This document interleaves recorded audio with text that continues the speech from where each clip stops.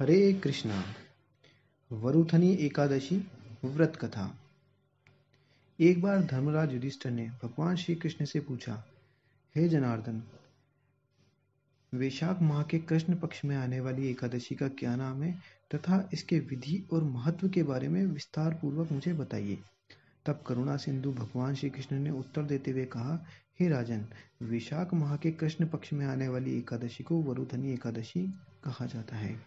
यह एकादशी सौभाग्य को देने वाली तथा समस्त पापों का नाश करने वाली है।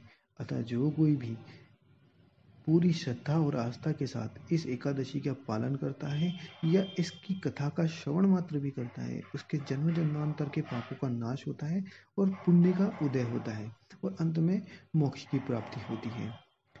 इसकी कथा इस प्रकार है कि एक बार प्राचीन काल में नर्मदा नदी के तट पर मांधाता नामक राजा राज्य करते थे।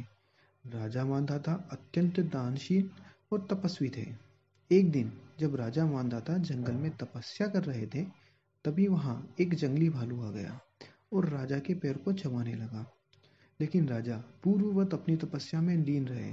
कुछ देर बाद जंगली भालू उनके पैर को चबाते चबाते राजा को घसीटकर जंगल में ले जाने लगा।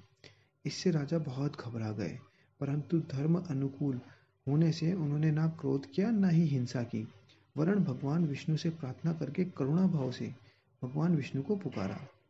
उनकी पुकार सुनकर भगवान श्री हरि विष्णु वहां प्रकट हुए और उन्होंने चक्र से भालू को मार डाला। राजा का पैर भालू पहले ही खा चुका था। इससे राजा बहुत शोकाकुल हुए। उन्हें दुखी देखकर भगवान विष्णु बोले, हे वत्स, तुम शोक मत करो। तुम मथुरा जाओ और वरुथनी एकादशी का व्रत रखो और मेरे वराह अवतार की मूर्ति का पूजन करो। इसके प्रभाव से तुम्हें पुनः अपने सुदृढ़ अंगों वाले शरीर को प्राप्त करोगे।